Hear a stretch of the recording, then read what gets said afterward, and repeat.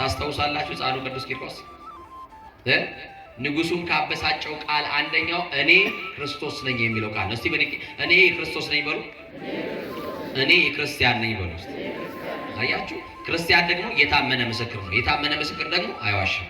የአንድ ሰሞን የፌስቡክ ትሬንድ ነበር ብሄድ ይሻለኛል እያሉ በር እየዘጉ መዝድ የሚጠጡ ሰዎች ብንሄድ ይሻለናል እያሉ ፌስቡክ ላይ እየጻፉ ቤተሰብ የሚያስጨንቁ ስንት ሰዎች ብንሄድ ይሻለናል። ዝም ብሎ የሚኬድ መሰለህ? ምን ይዘህ ነው የምትሄደው? ምን ተገበርክ? አይቴ ነበርክ? የት ነበርክ? ምን ሰራ ስትባል ምን ስራ አለ? የመንፈስ ቅዱስ ማደሪያዎች እንደሆናችሁ አታውቁምን? ይላል እኮ ቅዱስ ጳውሎስ። የመንፈስ ቅዱስ ማደሪያዎች ናችሁ። መቅደስ ሰውነታችሁን ጠብቁ፣ ከዝሙት ጠብቁ፣ ከርኩሰት ጠብቁ፣ ከዓለማዊ ነገር ጠብቁ፣ ክርስቶስ ከማይከብርበት ነገር ጠብቁት።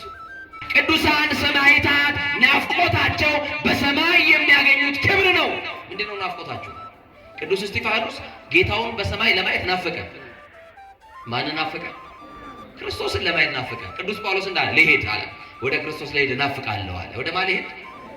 ስለዚህ አቋሜ የጸና ነው። ንጉሥ የትኛውንም መከራ በስጋዬ ልታደርግ ትችላለህ፣ ስጋችሁን የሚገድሉትን ደግሞ ምን አትበሉ ብሎናል፣ አትፍሩ ብሎናል። ስለዚህ ስጋንም ነፍስንም በጋንም ሊቀጣ የሚችል አንድ ጌታ አለ፣ እሱን ነው የምፈራው።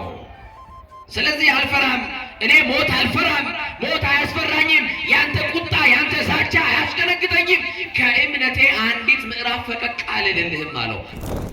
አሃዱ አምላክ ዘላለም ሥላሴ በሉ ሲበሉ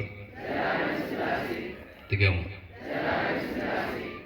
ምድርና ሰማይ ሳይዘረጋ አመልማላትም ሳይበቅሉ የየብስም ፊት ሳይታይ ከዓለማት በፊት ለብቻው ሲመሰገን ይኖረ ዓለምንም በግሩም ጥበቡ የፈጠረ ለኩነተ ሥጋ መጥቶ ከውድቀታችን ያነሳን ዕድሜ የጨመረልን አማኑኤል፣ ዘመን የቀጠለልን አማኑኤል፣ ነጭ ያለበሰን አማኑኤል፣ የሽበትን ክብር ዘውድ አድርጎ በራሳችን ላይ ይደፋልን አማኑኤል፣ በማያኖሩ ሰዎች መካከል የሚያኖረን አማኑኤል፣ ወጥተን እስክንገባ ተኝተን እስክንነሳ የማይለየን አማኑኤል፣ በአደባባይ የነበረው ታሪካችንን በጓዳ የከተተልን አማኑኤል፣ ያየብንን ያላሳየብን፣ የሰማብንን ያላሰማብን፣ ገመና ሸፋኝ ጓዳ ከታች ከባት ያበሳ የሆነው የድንግል ማርያም ልጅ መድኃኔ ዓለም ኢየሱስ ክርስቶስ ኃጢአት በደላችንን በምሕረቱ ከድኖ በይቅርታው አደባባይ ስለሰበሰበን ክብርና ምስጋና አምልኮና ውዳሴ ለታላቁ ስሙ ይሁን። እጅግ የምንወዳቸው አባታችን ቆሞስ አባ ገብረ ሚካኤል እዚህ ታላቅ ካቴድራል የስብከተ ወንጌል ኃላፊ፣ ክቡራን የምትሆኑ አባቶቼ መምህራነ ወንጌል፣ ካህናት፣ የዕለቱ ተጋባዥ ዘማሪት እጅግ የምንወዳት ዘማሪት ሲስተር ሕይወት ተፈሪ፣ በዜማ ዕቃ የሚያገለግለው ወንድማችን ዘማሪ ተስፋ፣ ክቡራን የምትሆኑ የልዑል እግዚአብሔር ቤተሰቦች፣ የእናታችን የእመቤታችን የቅድስተ ቅዱሳን የንጽሕተ ንጹሐን የድንግል ማርያም ወዳጆች፣ በወደደን ባከበረን ደግሞም ባፈቀረን በሰላማችን ራስ በኢየሱስ ክርስቶስ ስም ሰላም እላችኋለሁ። እንደምን አመሻችሁ? እንደምን ዋላችሁ? አሜን። ቸርነትና ምሕረቱን ያበዛልን አምላካችን እግዚአብሔር ኃጢአታችንን ሸፍኖ በፊቱ ስላቆመን ክብር ለአምላካችን ለሥላሴ ይሁን። ለቃል ርደት ለሥጋም እርገት መሰላል የሆነች የአዲስ ኪዳን ኪሩብ ከሰማይ የረቀቀች ዳግሚት ሰማይ በቀደመ ልመናዋ ፍጥረት የምታስምር አዛኝ የጻድቃን ወዳጅ የኃጥአን አማላጅ እናታችን አማላጃችን መመኪያችን በረሃብ ዘመን በልተን የጠገብንባት መሶባችን ድንግል ማርያም፣ በጥማት ዘመን ጠጥተን የረካንባት ጽዋችን ድንግል ማርያም፣ ልብሳችንም ጉርሳችንም ድንግል ማርያም፣ ልብሳችን ዘመዳችን ወገናችን ድንግል ማርያም፣ የምንመካባት የመመኪያችን ዘውድ ድንግል ማርያም፣ የምንመረጎዛት በትረ ሃይማኖታችን ድንግል ማርያም፣ ከኃጢአት ስጥመት የዳንባት መርከባችን ድንግል ማርያም፣ ጌታን ያየንባት መስታወታችን ድንግል ማርያም፣ የሕይወት እንጀራ የቀረበባት አማናዊት መሶብ ድንግል ማርያም፣ ከፍ ከፍ ያልንባት መታያችን ድንግል ማርያም፣ በደቂቀ አዳም በልዑላኑ በትሑታኑ በሰማይ በምድር በገነት በመንግሥተ ሰማያት በዚህ ዓለም ውድስት የሆነች የአምላክ እናት የኢየሱስ ክርስቶስ እናት የኔም የእናንተም የሁላችን እናት ድንግል ማርያም ከኃጢአት ሰጥመድ የዳንባት መርከባችን ናት። የኑሯችን አጣፋጭ የሕይወታችን ቅመም ባለቀስን ጊዜ እንባችን ያበሰችልን በተጨነቅን ጊዜ አረጋጋችን የኢየሱስ ክርስቶስ እናት ድንግል ማርያም ሁሉ ነገራችን ናት። ክብር ለድንግል ማርያም ይሁን።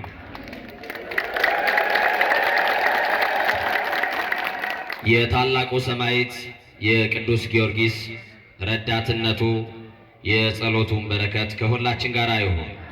የቅዱሳን አባቶቻችን ጸጋና በረከታቸው ከሁላችን ጋር ይሁን። ሊቃውንት ለአእምሮ ዋዘኞች ለጆሮ እግዚአብሔር ደግሞ ለልብ ይናገራል። ሊቃውንት ለአእምሮ ከነገሩን ዋዘኞችም ለጆሮ ካወሩልን የልብ ወዳጃችን እግዚአብሔር ለልባችን የሚነግረን ይበልጣል። ከአለት በላይ የጠነከረው ልባችንን በፍቅሩ መዶሻ ሰብሮ የሚረባንን የሚጠቅመንን የሚያስተምረን እግዚአብሔር በዚህ በተወደደ በመዳን ሰዓት የዘመናት ጥያቄን የሚመልሰው እግዚአብሔር የተዘበራረቁትን ኑሯችን ጉዳይ የሚሰበስበው እግዚአብሔር እንደ ሰው የነገርነውን ሳይሆን ዝምታን የሚያዳምጠው እግዚአብሔር በዝምታችሁ ውስጥ ያለውን ጩኸት የሚሰማው እግዚአብሔር እንቆቅልሻችንን የሚፈታ እግዚአብሔር ከትከሻችን ላይ ያልወረደውን ችግራችንን አዝለን የምናለቅስበትን በር ዘግተን የምናነባበትን ጥያቄ በቅጽበት ሊመልስ የሚቻለው እግዚአብሔር አርሆት ሰናይ ወጾር ቀሊል የተባለ ጌታ አምላካችን መድኃኒታችን ኢየሱስ ክርስቶስ ቀና ብለን እንዳንሄድ የከለከለንን ያጎበጠንን ያስነከሰንን ያስለቀሰንን ከሰው የለየንን ብቸኛ ያደረገንን የዛሬ ዓመት ያለቀስንበት ዘንድሮ የምናለቅስበትን ጉዳይ ከትከሻችን ላይ በቃሉ ያንሳል። የቅዱሳን አምላክ ሸክማችንን ያቅልልልን። አሜን በሉ። ማን ከኛ ጋር ይሆን? በቃሉ ማን ያበርታል? ከስብራታችን ማን ይጠግነን? የሁሉ ባለቤት አምላካችን እግዚአብሔር በዚህ በተወደደ ጉባኤ የምትሰሙት የአምላካችንን ቃል እንድትጠነክሩበት እንድትበረቱበት መንፈሳዊ ሕይወታችሁ እንዲጠነክርና መንፈሳዊ ፍሬ እንድታፈሩ ጌታ መንፈስ ቅዱስ ይርዳችሁ ይርዳን።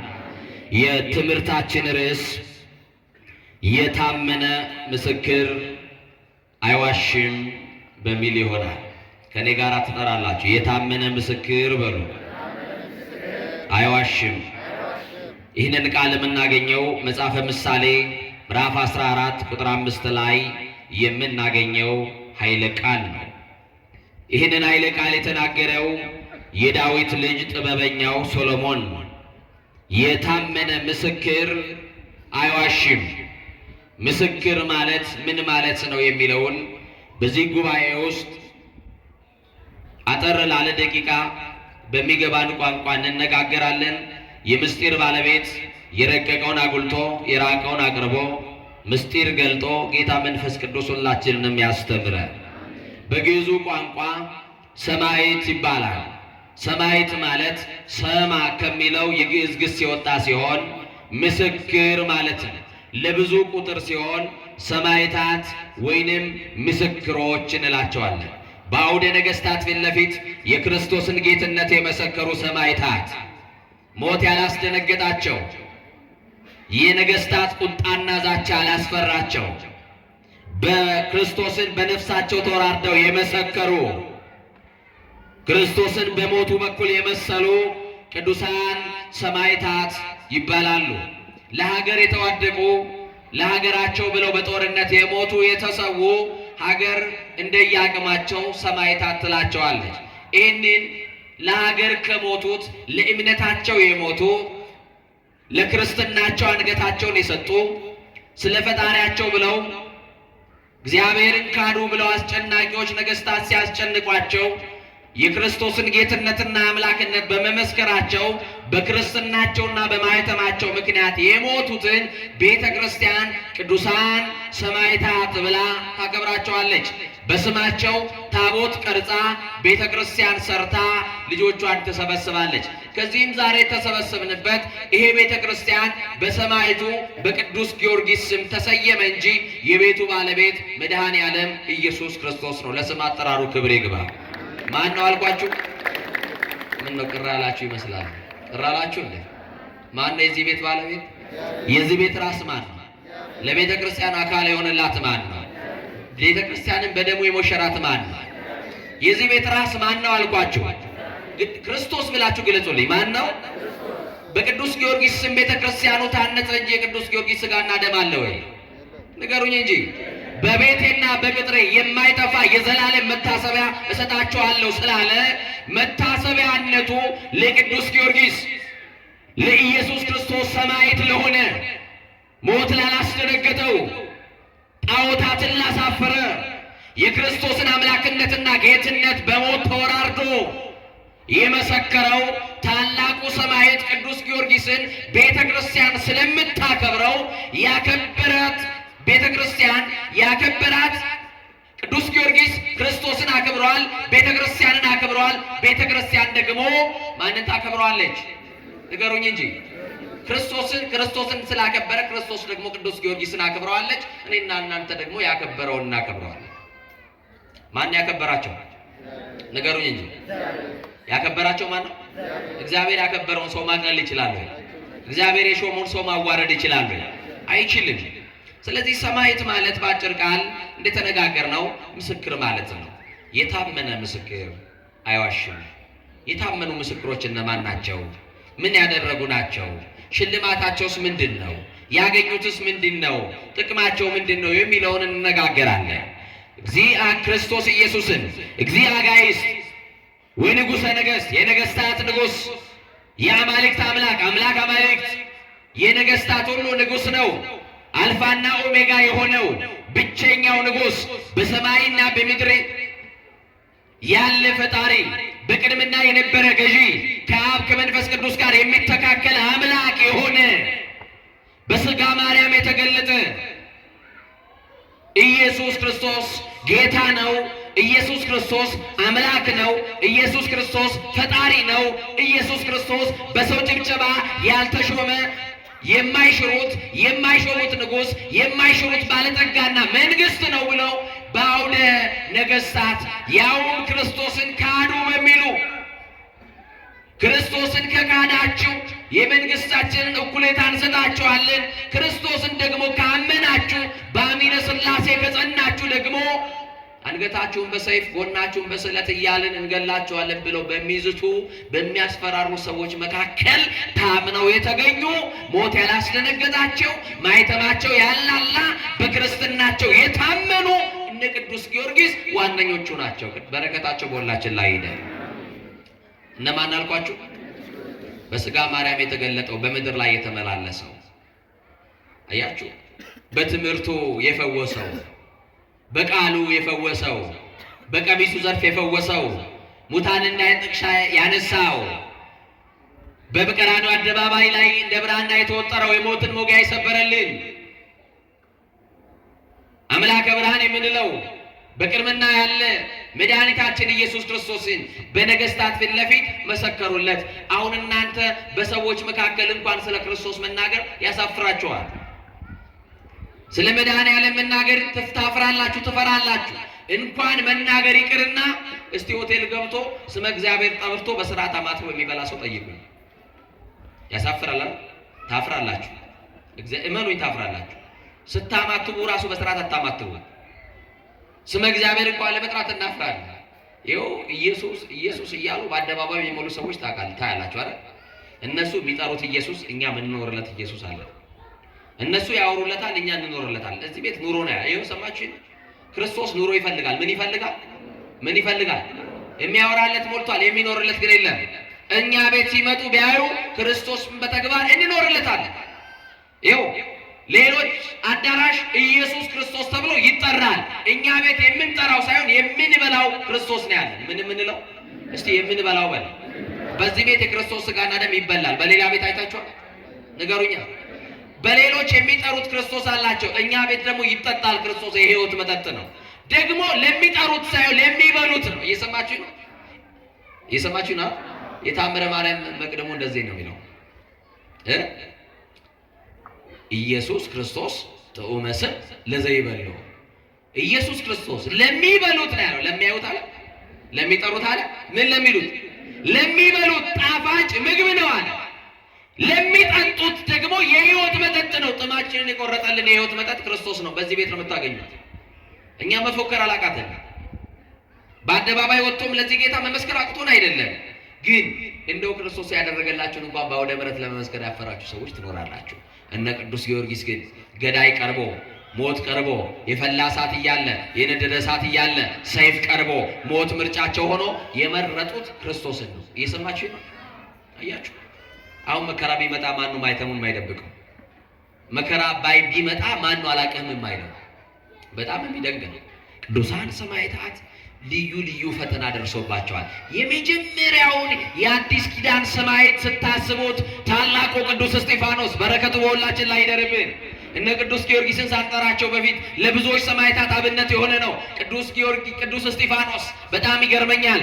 ሊወገር ሊገደል ክርስቶስ በሚለው ስም መከራ ተቀብሎ፣ ክርስቶስ የሚለው ስም በራሱ መከራ አለበት። እያንዳንዱ ክርስቲያን የራሱ የሆነ መስቀል አለው። መስቀል ደግሞ መከራ ነው። መስቀል ምንድን ነው? መከራ። ክርስቶስ ስለሚለው ስም መከራ የደረሰበት የለም። ስለ ክርስትናቸው መከራ የተቀበሉ፣ ስለ ክርስትናቸው አካባቢያቸውን ለቀው የተሰደዱ፣ ስለ ክርስትናቸው ምክንያት ስለ ማኅተማቸው፣ ስለ አንገታቸው ማኅተም፣ ስለ መስቀል የተሰደዱ እናውቃለን። የሞቱትንም በእኛ ዘመን እናውቃለን፣ እንሰማለን። እኛ ግን ለምን ሞቱ እንላለን? የሰማዕታት ልጆች እኮ ነን። ክርስቶስን በሞቱ በኩል ሊመስል የተዘጋጀ ጠንካራ ክርስቲያን ካለ እነሱን እንድንመስል እግዚአብሔር እኛንም በሃይማኖት ያበርታል። አያችሁ? የሚሸሽ አይደለም ክርስቲያን፣ መከራ የሚፈራ አይደለም። ደግሞ ፈተና ሲመጣበት፣ ደግሞ መከራ ሲበዛበት ወደ ነገስታት የሚጣራ አይደለም፣ ወደ አገረ ገዦች የሚጮህ አይደለም፣ ወደ ምድር ባለጠጎች የሚያለቅስ አይደለም። መከራችንን ፈተናችንን ስለ ክርስቶስ ስለሚለው ስም የሚደርስብንን እንደ ሙሉ ጸጋ እየቆጠርን በጸጋ ተቀብለን በሰማይ የምናገኘውን ክብር እናስባለን እንጂ እንዲህ ያደረጉን ገደሉን ብለን በነገስታት ፊት ለፊት የምንካሰስ አይደለንም። ለምን ካላችሁ እኛ የሰማዕታት ልጆች ስለሆነ። የማ ልጆች የሰማዕታት ልጆች ስለሆነ። አያችሁ እንዴት አይነት እድለኞች ናቸው። ብፁዕ ወቅዱስ ብርሃነ ዓለም አቡነ ተክለ ሃይማኖት ጻድቁ በረከታቸው ይደርብንና የለመኑት በዚህ ዓለም ሲኖሩ እግዚአብሔርን ከጠየቁት ጥያቄ አንደኛው ሰማዕት ልሁንና ልሙትልን ያሉት። እየሰማችሁ ነው? ምን ልሁን ብለው ሰማዕት። አንድ ሰማዕት ለመሆን በክርስትናቸው የተገኘ ካለ ደግሞ ዓለም ይንጫጫል፣ ይጮሃል። ምን አለ ባደለን፣ በኃጢአት ከመሞት አይሻለንም? ስሙን መስክረን ብንሞት አይሻለንም? መስቀሉን ተሸክመን ብንሞት አይሻለንም? አያችሁ፣ በዓለም ሳላችሁ መከራ አለባችሁ። የክብር ባለቤት ምን አለባችሁ? ዓለም ሁሉ ይጠላችኋል። እናንተ ከዓለም ስላልሆናችሁ ዓለም ይጠላችኋል። ዓለም እኮ ጠልቶናል። አልጠላንም? ኦርቶዶክሳውያን ተጠልተናል እኮ። ዓለም ንቆናል። ዓለም ጠልቶናል። ማኅተማችን ተጠልቷል። ክርስትናችን ተጠልቷል። ዓለም እንደ ምናምን አይታናለች፣ ንቃናለች። አምልኮ ስላለን በክርስትና ስለጸናን በሃይማኖት ስለጸናን ዓለም ላይ ደግሞ አይስማማትም፣ አልወደደችልንም። መሰብሰባችን በስሙ መዘመራችን ደግሞ የምንሄድበትን መጨረሻ መዳረሻችን ጠንቅቀን ስለምናውቅ ዓለም ለይህንን አልወደደችልንም። አያችሁ፣ ከዓለም ስላልሆነ ነው ዓለም ይጠላል። በስለ ስሜ በሰው ሁሉ ዘንድ የተጠላችሁ ትሆናላችሁ ተባልን፣ የተወደዳችሁ አልተባለ። ማንም ሊወድ አይችልም ክርስቶስ የሚለውን ስም ይዘን እና ቅዱሳን ሰማዕታት የመጀመሪያው የአዲስ ኪዳን ሰማዕት ለክርስቶስ ሲወገር በሃይማኖት ስለመጽናት ነው። አሁን ይሄንን የምነግራችሁ ክርስቶስ ስለሚለው ስም ነው መከራ የሚቀበለው ቅዱስ እስጢፋኖስ። ግን ይገርመኛል፣ አንበርክከውት የኋሊት አስረውት ድንጋይ በእጃቸው ይዘው ቅዱስ እስጢፋኖስን ሊወግሩት ዓይኖቹን ወደ ሰማይ አንስቶ ለገዳዮቹ ይጸልይላቸው ነበር። አያችሁ፣ በቃ ይሄ ነው አሁን ክርስትና። የሰማችሁ ነው። ለሚያሳድዷችሁ ምን በሉ አለ? ጸልዩ በሉ። ማን ነው ለክፉ ጎረቤቱ የሚጸልዩ? መኖርን የማይፈልግ ሰው እኮ መካከል ነው የምንኖረው አይደል? ውድቀታችን የሚፈልጉ ሰዎች አሉ። እንደው ባላየው የሚሉ ሰዎች ባሉበት ከተማ ውስጥ የምንኖረው መቆማችንን የማይፈልጉ ሺህ ሰዎች አሉ፣ እልፍ ሰዎች አሉ። ቅዱስ እስጢፋኖስ ለገዳዩ ይጸልያል። ከማን የተማረው? ተማሩ እኔ እስመው አነ ወጡት ልቤ፣ ከእኔ ተማሩ አለ። እስቲ ከእኔ ተማሩ በሉ። ከክርስቶስ ነው የምንማረው ትሕትናን። ትሕትና የአንገት መሰበር ሳይሆን የልብ መሰበር ነው። አያችሁ እስጢፋኖስ ለአገልግሎት የተመረጠው እንደናንተ ለአገልግሎት የተመረጠው እስጢፋኖስ አያችሁት። ለክብሩ ስትዘምሩለት እግዚአብሔር እንዴት እንደመረጣችሁ ታያችሁ። እንዴት ቢወዳችሁ ነው። እንዴት ቢያከብራችሁ ነው። እንዴት ቢያከብረን ነው በሰገነቱ ላይ ቆይቆም ነው። እንኳን ለአገልግሎት ለባርነት እንኳን ጠቅሞም ነበር ክርስቶስን። ምን አይቶልን ይሆን? እያችሁ ቅዱስ እስጢፋኖስ ተንበርክኮ ወደ ሰማይ ይመለከት ነበረ። ወዴት ይመለከት ነበር? በቃ መከራ ሲመጣ ፈተና ሲመጣ ክርስቲያን አይኖቹ ወደ ሰማይ ወደት የሚፈርድልን በሰማይ አለ፣ የሚበቀልልን በሰማይ አለ። ፍርዱ በእጁ የሆነ ቢዘገይም የሚቀርበው የሌለ እውነተኛ ዳኛ በሰማይ አለ። የለም ማን ይባላል ስሙ? ለስም አጠራሩ ክብር ይሁንለት። ይቆያል እንጂ ክርስቶስ ይፈርዳል። ጽዋዋ ትሞላለች እንጂ ክርስቶስ ይፈርዳል። እና ይገርማችኋል፣ ቅዱስ እስጢፋኖስ የሚያየው ሰማይ ነው። ምንድነው ናፍቆቱ? ምንድነው ያስናፈቅ? ወደ ሰማይ የሚመለከተውስ ምን አይቶ ነው? ምንድነው አዲስ ነገር አለ እንዴ ብላችሁ ካላችሁ ቅዱሳን ሰማዕታት ናፍቆታቸው በሰማይ የሚያገኙት ክብር ነው። ምንድነው ናፍቆታቸው? ቅዱስ እስጢፋኖስ ጌታውን በሰማይ ለማየት ናፈቀ። ማንን ናፈቀ? ክርስቶስን ለማየት ናፈቀ። ቅዱስ ጳውሎስ እንዳለ ልሄድ አለ፣ ወደ ክርስቶስ ልሄድ እናፍቃለሁ አለ። ወደ ማን ልሄድ? የአንድ ሰሞን የፌስቡክ ትሬንድ ነበር አይደል? ብሄድ ይሻለኛል እያሉ በር እየዘጉ መዝም የሚጠጡ ሰዎች፣ ብንሄድ ይሻለናል እያሉ ፌስቡክ ላይ እየጻፉ ቤተሰብ የሚያስጨንቁ ስንት ሰዎች። ብንሄድ ይሻለናል ዝም ብሎ የሚኬድ መሰለህ? ምን ይዘህ ነው የምትሄደው? ምን ተገበርኪ አይቴ ነበርኪ? የት ነበርክ? ምን ሰራ ስትባል ምን ስራ አለ? መቅደስ ሰውነቴን አፈረስኩ ለማለት ደም የተከፈለልን ሰውነት መርዝ እየበጠበጥክ እየጠጣ ክርስቶስ በደም ዋጋ ያከበረውን መቅደስ ሰውነትን አንተ ሙሰት አቦቱ ለመንፈስ ቅዱስ የመንፈስ ቅዱስ ማደሪያዎች እንደሆናችሁ አታውቁምን? ይላል እኮ ቅዱስ ጳውሎስ። የመንፈስ ቅዱስ ማደሪያዎች ናችሁ። መቅደስ ሰውነታችሁን ጠብቁ፣ ከዝሙት ጠብቁ፣ ከርኩሰት ጠብቁ፣ ከዓለማዊ ነገር ጠብቁ፣ ክርስቶስ ከማይከብርበት ነገር ጠብቁት። ሲጨንቃችሁ ሲጨባችሁ ወደ ድንግል ማርያም ነው እንጂ ገመድ ይዞ በር መዝጋት መፍትሄ መሰላችሁ? እናቴ ልጅ ቅዱሳን ሰማዕታት ሩጫቸውን ስለጨረሱ ምናቸውን ስለጨረሱ ቅዱስ ጳውሎስ እኮ ሩጫዬን ጨርሻለሁ። አሁን ይሄ ጥቅስ ሐውልት ላይ ነው የሚጻፈው። በኃጢአት የሚጨርስ ሩጫው ንስሐም ይግባ አይግባም ሰውየው ከሞተ በኋላ ቤተሰቦቹን የሚያስቀምጡለት ሰውየው እኮ አይደለም። የሰማችሁ ይናል ሩጫዬ ምን ብያለሁ? ጨርሼ የሚጠብቀኝ የድል አክሊል ነው ይላል። የሚጠብቀኝ ምንድነው? ሲቀም የቀማውን ያልመለሰ ሰው፣ የበደለውን ያልካሰ ሰው፣ ድሃ እየበደለ ፍርድ እያጓደለ የኖረ ሰው ይሄ ጥቅስ አይገባው። ሐዋርያው ቅዱስ ጳውሎስ እንዴት አድርጎ ነው ሩጫዬን ጨረስኩ ያለው? መዳረሻውን ያውቃል። ዓለም ከምትመዝንለት ወቄት ወርቅ ይልቅ በመንግስተ ሰማያት የሚጠብቀውን የድል አክሊል አስበልጧል። አዎ የድል አክሊል አለን በሰማይ። ዓለም ከምትሰጠን ስልጣን፣ ዓለም ከምትሰጠን ዝና፣ ዓለም ከምትሰጠን ገንዘብ፣ ዓለም ከምትሰጠን ወርቅ የሚበልጠው ክርስቶስ በመንግስተ ሰማያት ያዘጋጀልን ክብር ነው። ይበልጣል አይበልጥም?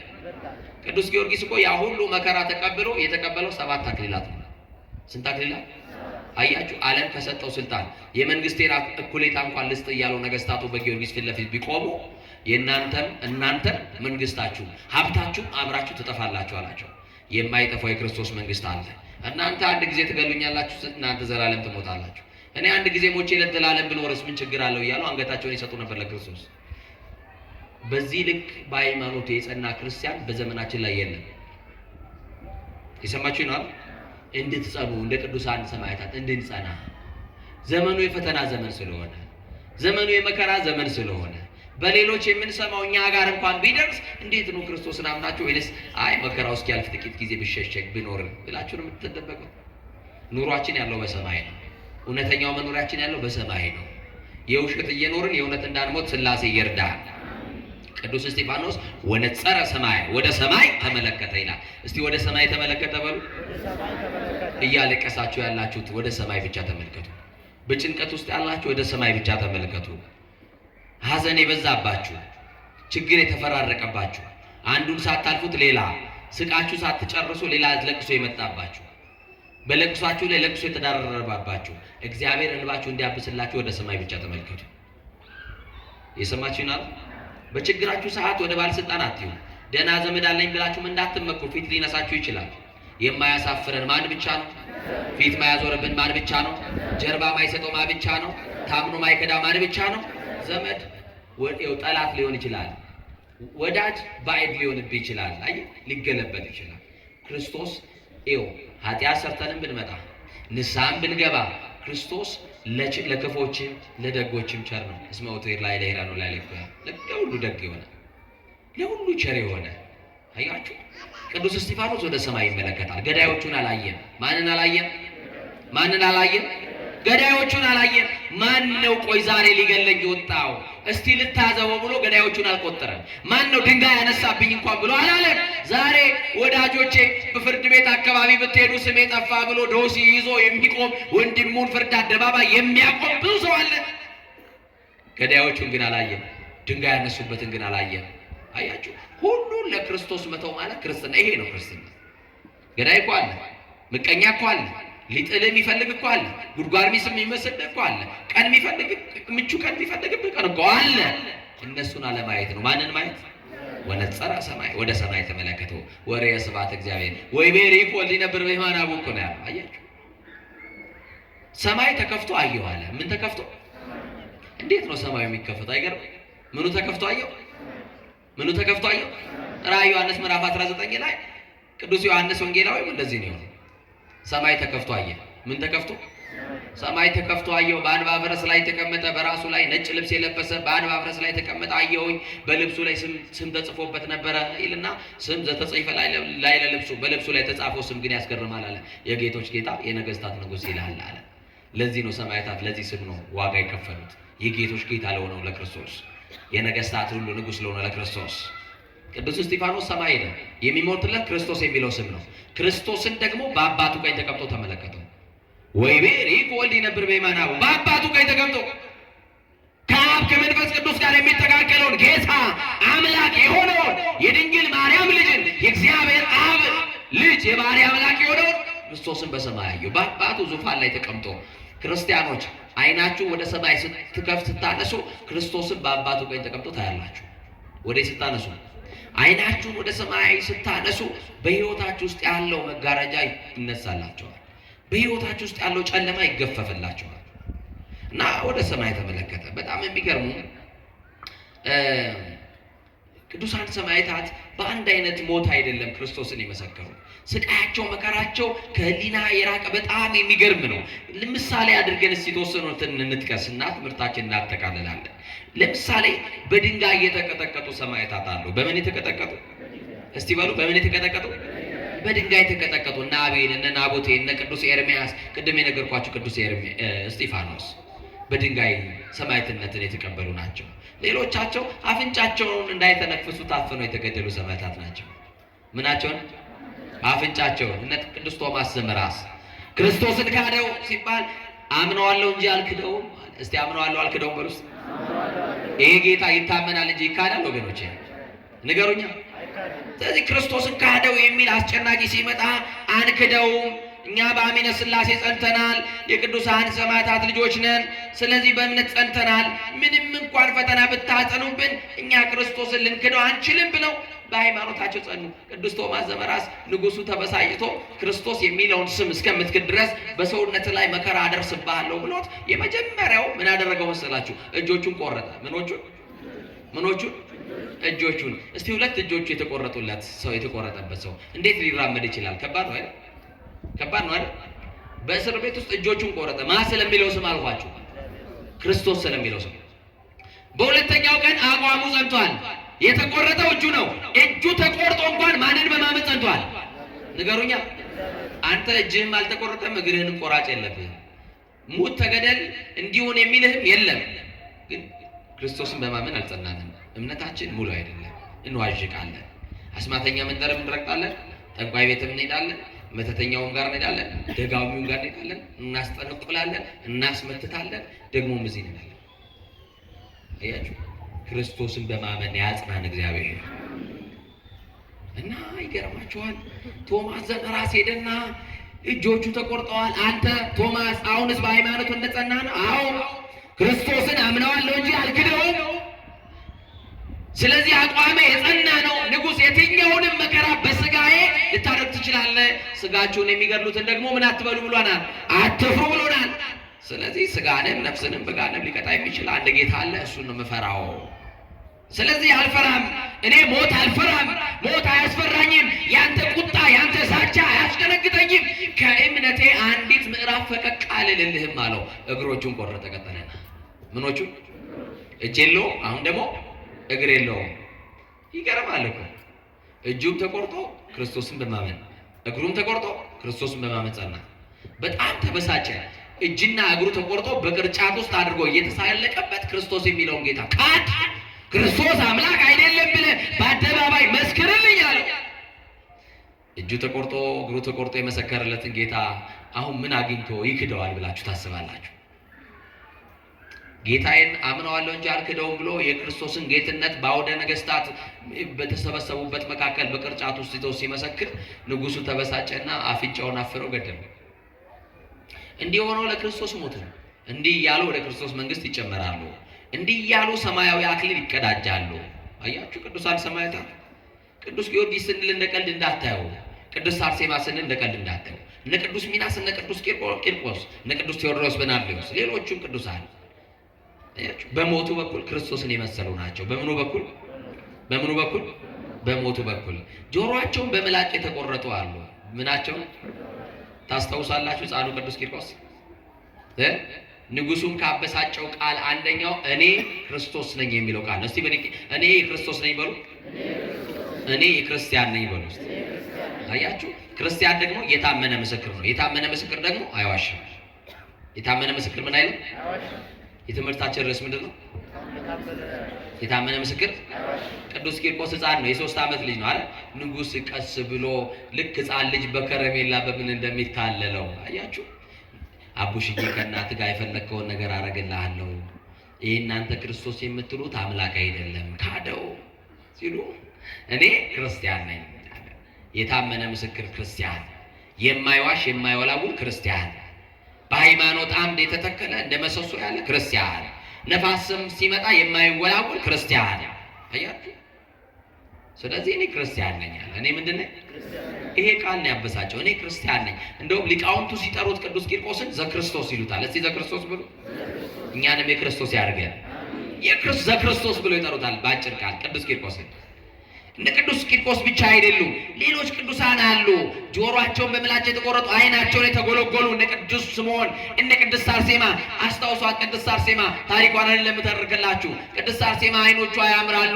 ንጉሥ በአንጸ ዝሙት ተነድፎ መልኳን እያየ ለአግባሽ የመንግስቴን እኩሌታ ልስጥሽ አብረሽኝ ኑሪ ብሎ ፈቃዷን ሲጠይቅ እኔ የክርስቶስ ሙሽራ ነኝ፣ እኔ ላንተ አልገባም፣ እኔ ለአንዱ ለክርስቶስ ታጥቻለሁ፣ በመንግስት ሰማያት የማደርገው ሰርግ አለኝ፣ ሙሽርነቴ በሰማይ ነው። ቁንጅናዬን አይታል። ይሄ የሚረግፍ ነው፣ የሚጠፋ ነው።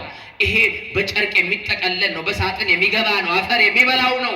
ስለዚህ እኔ ውበቴ ከውስጥ ነው፣ ውበቴ ደግሞ ክርስቶስ ይባላል ብላ ክርስቶስን ስትመሰክርለት ንጉሥ ተበሳጭቶ የምትመኪበት ይህንን የሚያምረው ውበትሽን አጠፋዋለሁ ብሎ የሚያምሩ ዓይኖቿን በወጭት አስወጥቶ በወስፌ በወጭት አድርጎ እንዲህ ሲሳለቅባት አይናሟን አርሴማ አይነ ስውር አድርጎ እዛ እስር ቤት ሲጨምራት ቅድስት አርሴማ ድንግል ማርያምን ተማጸነቻት። ግዴላችሁም የአርሴማ እናትና ድንግል ማርያም ተማጸኗት። ቅድስት አርሴማ ድንግል ማርያም ተማጸናቻት እያልኩ አያችሁ። አዛኝቷ የብርሃን እናት ናት እመብርሃን። ወንጌላዊ ዮሐንስ እኮ ብርሃነ ጽድቅ ዘያበርህ ለኩሉ ዓለም ብሎ የመሰከረልን ልጅ አላት፣ ለሰው ሁሉ የሚያበራ አያችሁ።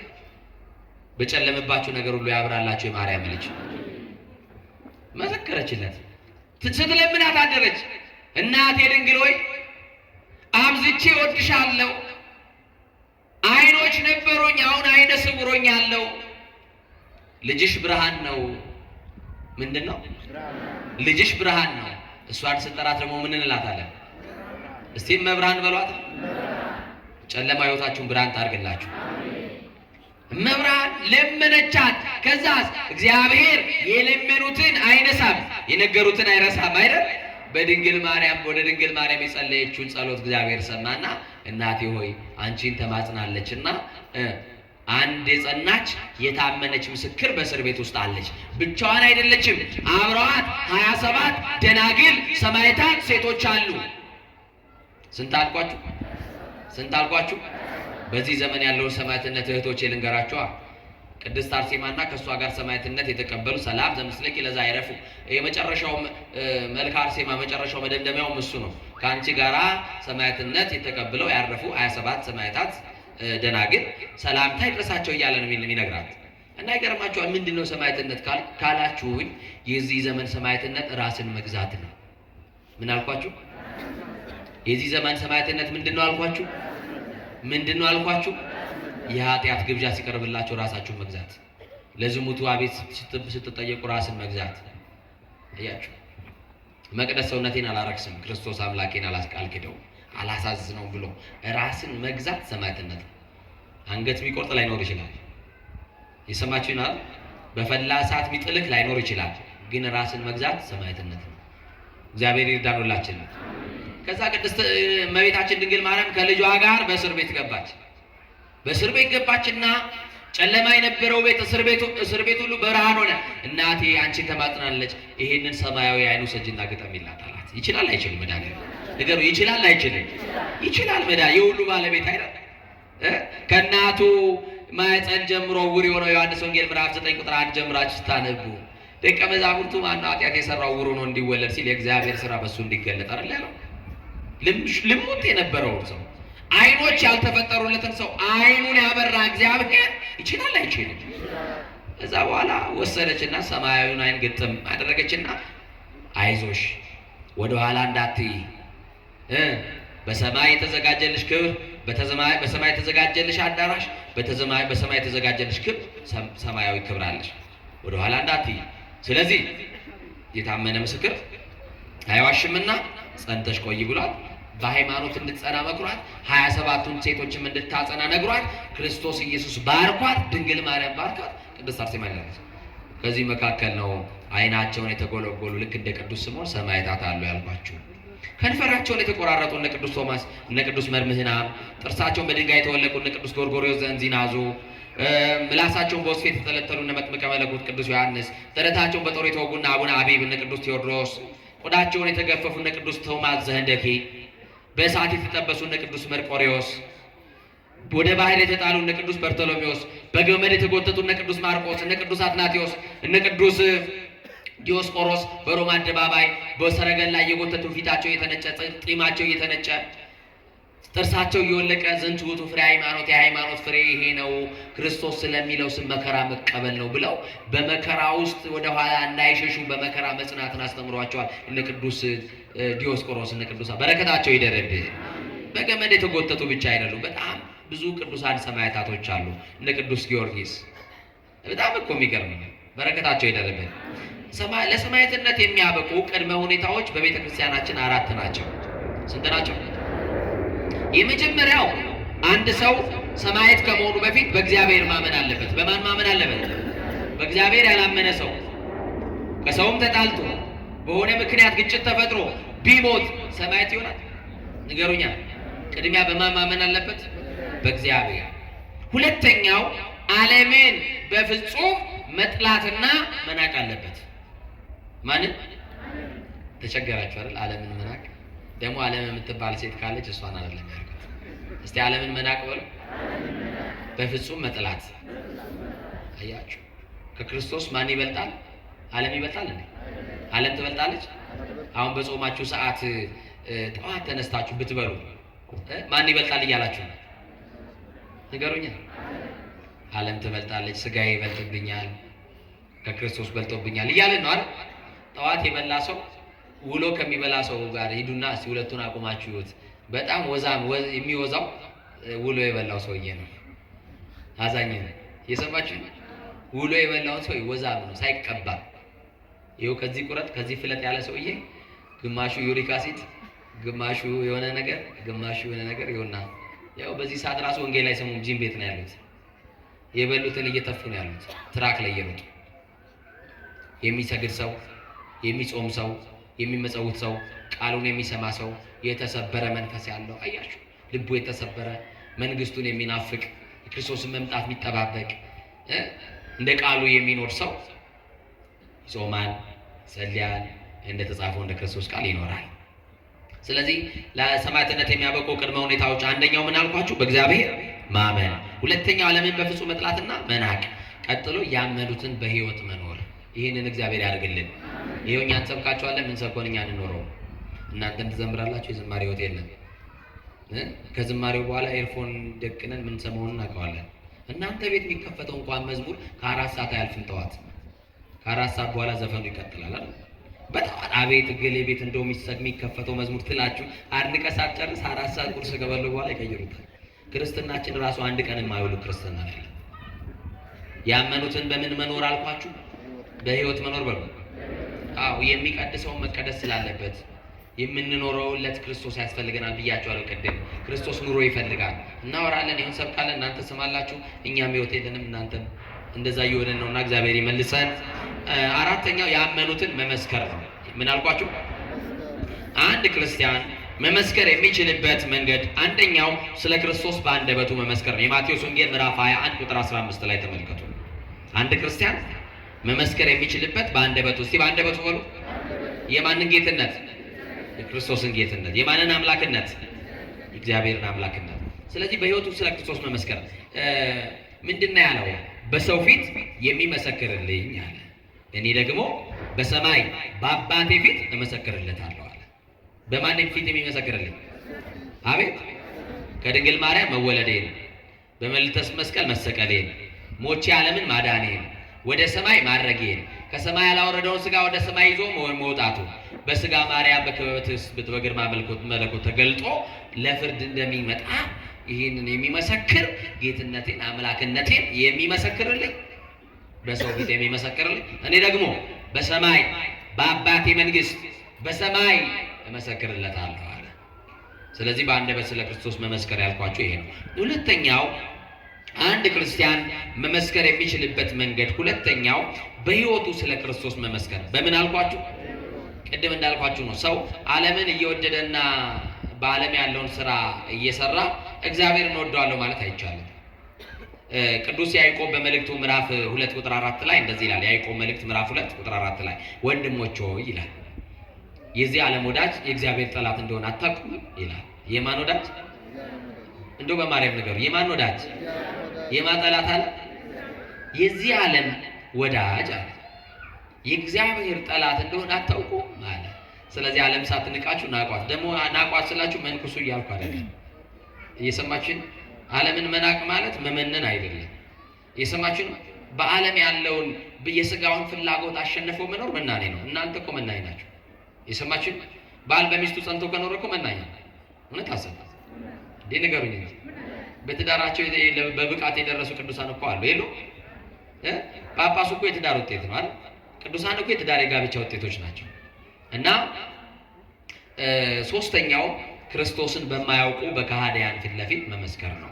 ለሰማዕትነት የሚያበቃ በማን? ክርስቶስን በማያውቁ ፊት ቤት መመስከር? በከሃዲያን ፊት። እስቲ በከሃዲያን ብሎ ክርስቶስ ጌታ አይደለም በሚሉ ሰዎች መካከል መመስከር ነው ለሰማዕትነት የሚያበቃው። በቤተ ክርስቲያን አስተምሮ አንድ ጻድቅ ወይም አንድ ሰማዕት የሚባለው 3 ነገሮችን ሲያሟላ ነው። ስንት ነገሮች? 3 ነገር ካሟላ ሰማዕት ይባላል። 3 ነገሮችን ካላሟላ ግን ቤተክርስቲያን ሰማዕት ነው አትለው። በስሙ ቤተክርስቲያን አትሰራም፣ ጽላት አትቀርጽለት። ምንድነው ካላችሁ የመጀመሪያው የሰማዕትነቱ ምክንያት በሃይማኖቱ መሆን አለበት። በምን ንገሩኛ? በሃይማኖቱ። ሁለተኛው ሰማዕትነቱ በራሱ ነፃ ፈቃድ መሆን አለበት፣ ማንም ሳያስገድደው። ሰማችሁኛል? ተገዶ አይደለም፣ በራሱ ነፃ ፈቃድ።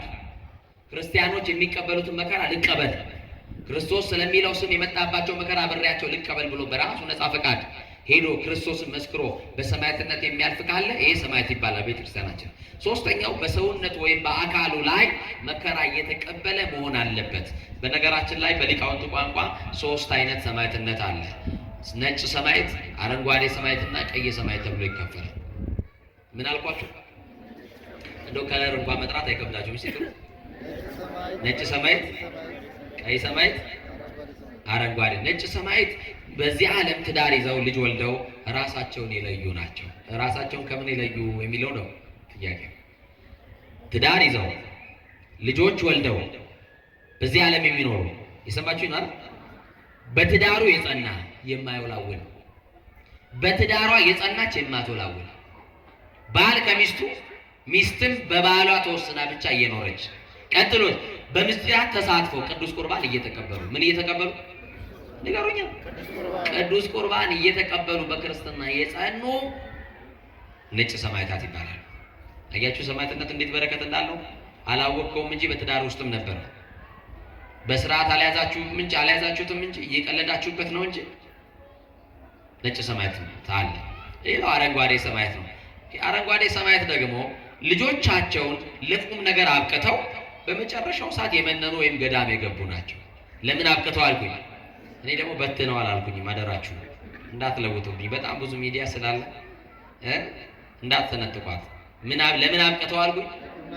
ልጆቻቸው ድረው ሁለው ስራ አስይዘው ቁም ነገር ላይ አደርሰው ከዚህ በኋላ እኔ ብኖርባት ይቺ ዓለም አትጠቅመኝም ብለው በ11ኛው ሰዓት የመነኑ የመነኮሱ ምን አይነት ሰማዕታት ይባላሉ? ንገሩኛ። ይኸው አንዳንድ ቤት እኮ ሽምግልና እንላካለን እንደው አልቆርባለኝ ይላሉ። ሴቶቹ እናቶቻችን እንኳን ጀግኖች ናቸው። እንደው እንዳትቀየሙኝ አደራችሁ። ሌላ መውጫ ካለ እንኳን ጠይቄም ቢሆን እወጣለሁ፣ አታስወጡልኝ። እናቶቻችን ጎበዞች ናቸው። እውነቴን ነው የምለው። ለኪዳን ከአባቶች በላይ እናቶች ነው የሚሮጡት አይደል? ለቅዳሴው የሚመጡት እነሱ ናቸው ተመልሰው። እንደው አባት ደፍሮ ኪዳን ከመጣ ቅዳሴውን አንቺ እጂ እዚያ ደግሞ አበዛሽው ነው የሚላት። እንዴ ምንድን ነው አንቺ ሴትዮ ተይኝ እንጂ አንደኛሽን ለምን አትገቢም እዛ ሌላት ይችላል። እና ማን ይበረታል እያልኳችሁ እናቶች። አንዳንድ ጊዜ እናቶች እንደው ባለቤቴ አልቆርባለኝ እንደው እስቲ ንገርልኝ ብለው እንደው አንድ ሁለት ቦታ አይጃለሁ እኔ እግዚአብሔር ባወቀ እና አይጄ እንዴ ሴትዮ አብዳለች እንዴ? እኔ እኮ ገና ነኝ አለኝ ሰው።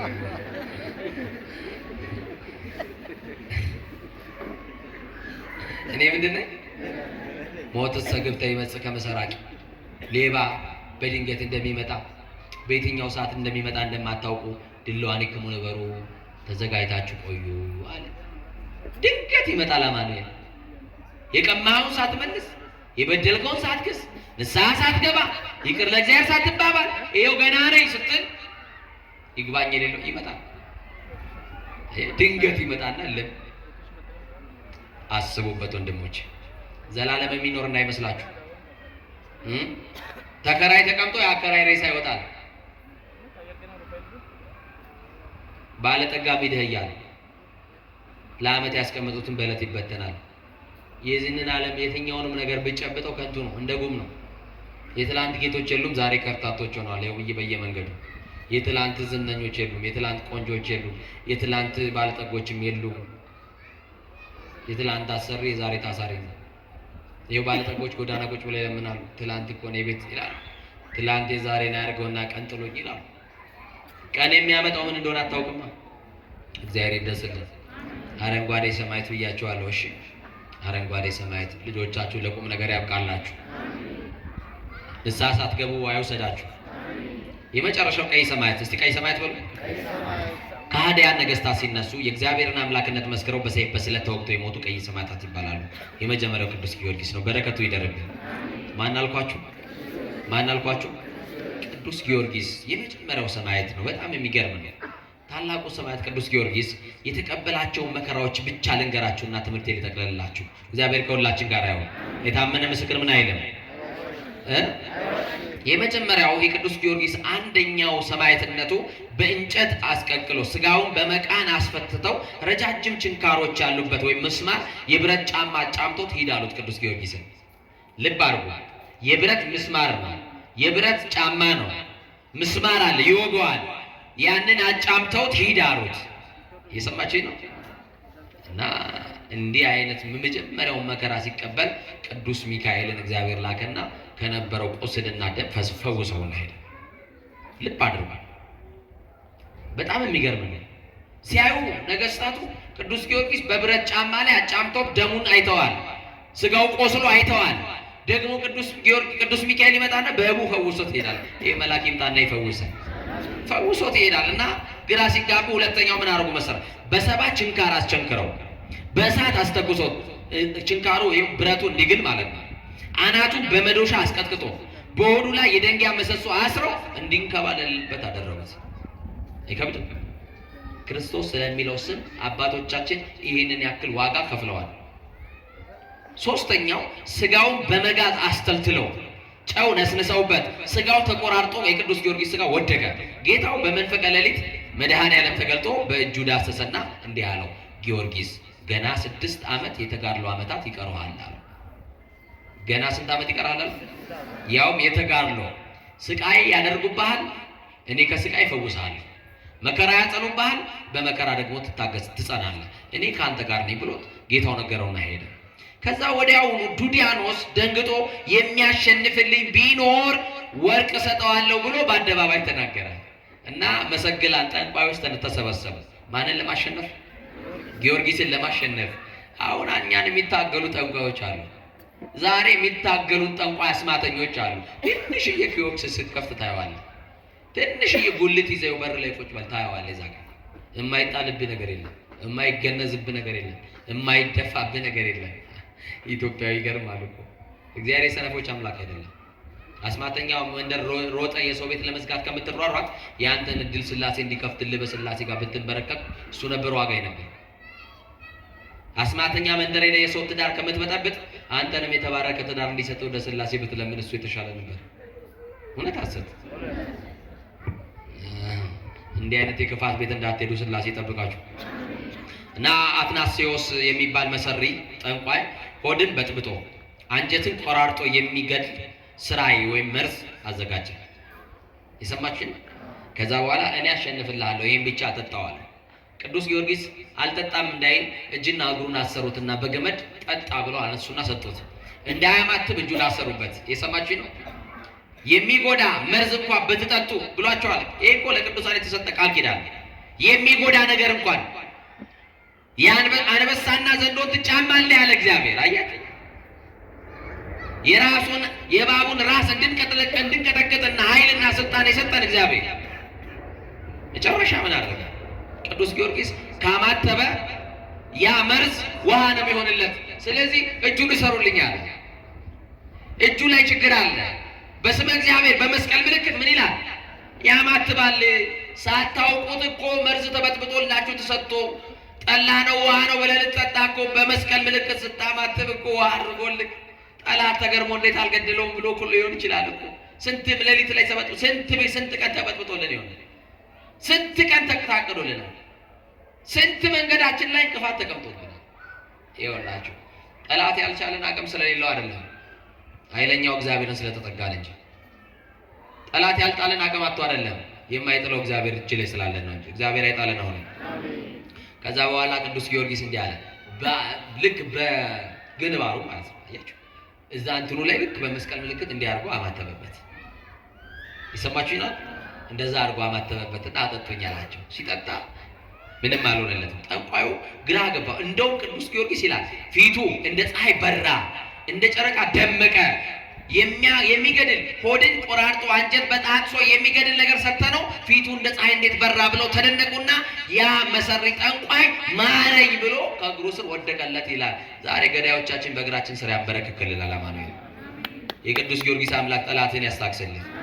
እና በጣም የሚገርመው ከዛ በኋላ ማረኝ በአንተ ጌታ በኢየሱስ ክርስቶስ አምናለሁ አለ። በማን አምናለሁ አለ? ምርጫ የሌለው ምርጫ ነው ክርስቶስን ማመን። ከዛ በኋላ ያ ከእግሩ ወድቆ የረገጠው ምድር ውሃ ፈልቆለት ሐዋርያው ቶማስ ተገልጦ አጥምቆት እንደተሰወረው ገድሎ ይናገራል።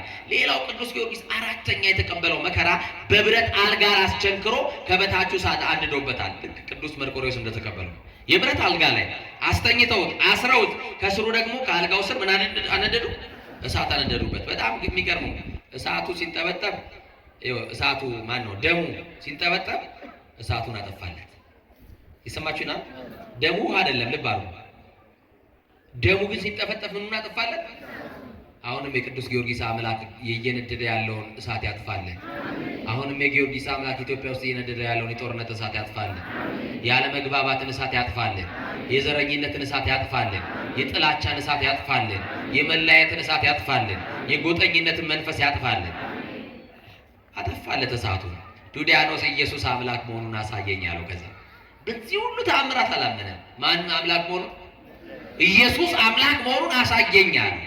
ከዛ ምን አደረገ መሰላችሁ? የለመለመውን እጽ አድርቆ የደረቀውን ደግሞ አለምልሞ ከሞቱ 430 ዓመት የሆናቸው ሙታን በኢየሱስ ክርስቶስ ብሎ ጠርቷቸው አስነሳቸው። ይኸው በኢየሱስ ክርስቶስ እመናለሁ። ለምን? ክርስቶስ ምንድነው ያለው? በእኔ ካመናችሁ አለ እኔ ከሰራው ስራ በላይ ትሰራላችሁ ብሎ አለ። ንገሩኝ እንጂ እንዴ! ኤልሳ አንድ ሙት ቢያነሳ ኤልያስ አንድ ሙት ቢያነሳ እኮ ኤልያስ መንፈስና ጸጋ እጥፍ የሆነለት ሁለት አንስቷል። አያችሁ ከኔ በላይ እጥፍ ትሰራላችሁ አለ። ያ እምነት የለንም እንጂ እና አምስተኛው በዚህም እንደማይሞት ሲያውቅ ምን አደረገው? በረሃብ በጽም ይሙት ብሎ ምንጭ ከሌለበት መበለት ቤት ጋር አስገባና አሰብ ምንም በሌለበት ድሃ በሆነች መበለት የሚበላም የሚጠጣም በሌለበት መበለት ቤት አሰረው። በመሰሶ አደረገው ቅዱስ ጊዮርጊስን በስዕሉ ላይ እንደምታዩት እና እሷም የሚበላ ስትፈልግ ቤቷን በእህል አትረፈረፈላት። ማንን ልትመግብ ስትፈልግ? ሰማያቱ። ይህንን ሰማያት የምትዘክሩት አለ ትኖራላችሁ። በዚህ ሰማያት ስም ቁራሽ ለድሃ የምትሰጡ ትኖራላችሁ። ምን ላብላው አለች እና ተጨነቀች። ቤቷ ምግብ የለም። ወጥቼ ባይሆን የሚበላውን ልፈልግለት ብላ የሚበላ ስትፈልግ አይ አትውጪ ከቤት ያለውን ግቢና አላት። ስትገባ ባዶ የነበሩ ነገሮች አሁን በቅዱስ ጊዮርጊስ በምልጃው ሞልቶላታል። አሁንም አምላከ ጊዮርጊስ የጎደለውን ይሙላላችሁ። ከዛ በኋላ ይህንን ብቻ አይደለም፣ የታሰረበት ግንድ ራሱ ምሰሶ ለምልሞ አፍርቷል ይላል። ምን ብሏል? አሁንም የደረቀን መንፈሳዊ ፍሬ ማፍራት ያልቻለንና የጊዮርጊስ አምላክ ፍሬያማ ያድርገን። እንደገና ደግሞ ልጇ ጆሮ የማይሰማ ሰው ስለነበረ እንዲህ አላት፣ ልጅሽን ጥሪው አላትና የልጇን ጆሮ ፈውሶ የማንን ጆሮ? የልጇን ጆሮ ፈውሶ ከእስራት ፈቶ ደግሞ ባርኳት አጥምቋት። ቅዱስ ሚካኤልም ደግሞ ከታሰረበት እስራት ፈቷት ከመበለቲቱ ቤት ወጥቷል። ይሄ ታላቅ ሰማዕት በቤታችን ይግባና እስራታችንን ይፍታልን። ዓለምና ኃጢአት ያሰረን እስራት ይፍታልን። ጠንቋይና መተተኛ ያሰረውን እስራት ይፍታልን።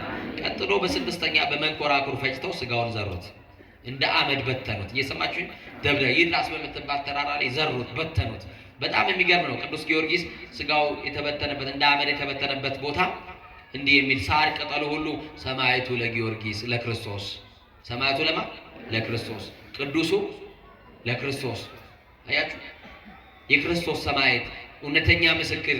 እውነተኛ ምስክር ደግሞ አይዋሽም። ያልዋሸ በዚህ ሁሉ መከራው ሳይፈራ ክርስቶስን የመሰከረ ብሎ ሳርና ቅጠል ሁሉ መስክሮለታል። ጌታ ለሶስተኛ ጊዜ አስነስቶታል። ጭፍሮቹም ደንግጠው ቢሰግዱለት አጥምቋቸዋል። ልሹም ብሎ ለአጵሎን ስገድ ሲለው ንጉሱን በመጨረሻ አንተም አጵሎንም ትጠፋላችሁ ብሎ የክርስቶስን ጌትነት መሰከረ። በዛ ሰዓት ክርስቶስ በክርስቶስ ስም ሰማዕት ሆኗል። አንገቱን በሰይፍ ተሰይፏል። ቅዱስ ጊዮርጊስ በተሰየፈ ሰዓት ደምና ውሃ ከአንገቱ ወጥቷል። ደም ወማይ ወሃሊብ እምነ ክሳዱ ፈልፈለ እያላችሁ ትዘምራላችሁ። ሰንበተ ማርያም አይደለም? የቅዱስ ጊዮርጊስ በዓል ደም ወማይ ወሃሊብ አረምጥሩ ደም ውሃ ወተት ከምኑ ፈጽመ። በጣም የሚገርመው እኮ ነው። አሁን እንዴት ሰው እንደው በምላጭ ሰው ራሱ ቢቀድ ደግሞ እንዳትሞክሩት። እንደዛ ቆረጥ አድርጎ ቢያይ ደሙ ቀይ ነው አይደል? ውሃ ይኖራል። ራሱ የክብር ባለቤት ክርስቶስ ሌንጊኖስ ያ ሰማዕት የመጨረሻ ክርስቶስን መስክሮ የሞተው በልቡ ይፈልገው የነበረው ሌንጊኖስ የተባለው ሰማዕት አንድ አይናው ጥቁር ጦር ይዘው ረጅም ጥቁር ጦር ሰጥተው ውጋው ሲሉት ክርስቶስን እኮ በልቡ እንደሚያምን ስለሚያውቁ ነው ለሌንጊኖስ የሰጡት። ሌንጊኖስ ሄደና የሚያምንበትን ጌታ ወጋዋል። ከክርስቶስ ምንድን ነው የፈሰሰው? ደምና ውሃ። በውሃው ምን ብላችኋል? ተጠምቃችኋል አይደል? በክርስቶስ ደም ምን ብላችኋል? ከብራችኋል፣ ነጽታችኋል። ወደ ሙለ ኢየሱስ ክርስቶስ ያነጻሃንም ሁሉ አጣዊነ። የኢየሱስ ክርስቶስ ደም ከኃጢአት ሁሉ ያነጻናል፣ ነጽተናል። ክርስቶስ በከበረው ደሙ ከኃጢአት ሁሉ አንጽቶናል፣ ከበደላችን አንጽቶናል አይደል? እውነት አሰት እውነት። ስለዚህ ቅዱስ ጊዮርጊስ ክርስቶስን ያሳየን። ማንን ያሳየን? እንደ ኦርቶዶክሳውያን ተጃጃሉ። ክርስቶስን እንኳን አይሰብኩትም ይላሉ። እኛ ምን ኖርለት ነው? ክርስቶስን ኖረለት አልኖረለትም? ጊዮርጊስ እነጋ አቡነ ተክለ ሃይማኖት ናቸው አይደል? ከሐዋርያቱ ካህናተ ሰማይ ጋር ሄደው ያጠኑበት ነው አይደል? እየሰማችሁ ይላል። ምድራዊ መልአክ ሰማያዊ ሰው የተባሉበት ዕለት እኮ ነው። ታዲያ አቡነ ተክለ ሃይማኖት በዘመናቸው ክርስቶስን አሳይተው ነው አላሳየው ነው?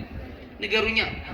አሳይተው ነው። አብያተ ጣዖታት አፍርሰው አብያተ ክርስቲያናት መገንባታቸው፣ ጨለማ የነበረችዋን ኢትዮጵያን በወንጌል ማብራታቸው ወንጌል ነው አይደለም? ማንን ሰብከው ነው ህዝቡን ወደ ክርስቶስ መንግስት የሰበኩት? በሸዋ በሙገር በግራሪያ ያለውን ህዝብ በማሰብ ነው የሰበኩት?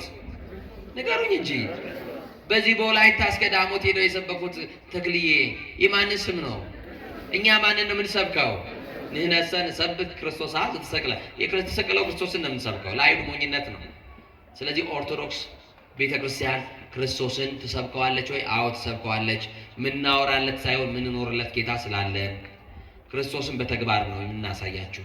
እናንተም ደግሞ ለዚህ ጌታ ኑሩለት። እሺ ተምራችኋል። ዛሬ ሰማያቱን አውቃችኋል። የሰማያታትን ክብር አይታችኋል። ስለዚህ እናንተም ራሳችሁን በመግዛት በትዳራችሁ ታማኝ በመሆን በተሾማችሁበት መስሪያ ቤት ታማኝ በመሆን ጉቦ ባለመብላት፣ ሙሰኛ ባለመሆን፣ ዘረኛ ባለመሆን፣ ባለማዳላት፣ ከተፈቀደላችሁ በላይ ባለመውሰድ፣ ደጎች በመሆን ቅኖች በመሆን እንጀራችሁ ለድሆች በመስጠት ክርስትናችን በእንደዚህ አይነት መልክ ካስኬድ ነው እግዚአብሔር በረከት ይሰጠናል።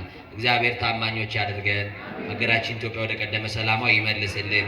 የታመነ ምስክር አይዋሽም። እኔና እናንተም ታማኝ የክርስቶስ ምስክሮች ሆነን ዓለም ከምትመዝንልን ወቄት ወርቅ ይልቅ በመንግስተ ሰማያት የሚጠብቀንን የድል አክሊል አስበልጠን ያንን አክሊል እንድንቀበል ክርስቶስን በሞቱ በኩል እንድንመስለው የሥላሴ ቸርነት የድንግል ማርያም አማላጅነት ከሁላችን ጋር ይሁን።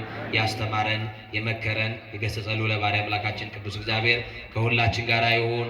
ስሙ የተባረከ ይሁን። የእመቤታችን የድንግል ማርያም የእናትነት ፍቅሯን ያብዛልን። የቅዱስ ጊዮርጊስ የሰማዕቱ ጸሎቱ ጠብቆቱ አይለየን። የጻድቁ አቡነ ተክለ ሃይማኖት የብርሃን ዓለም ጸሎታቸው ሁላችሁን ይጠብቃችሁ። ሀገራችን ከመከራ ይሰውርልን።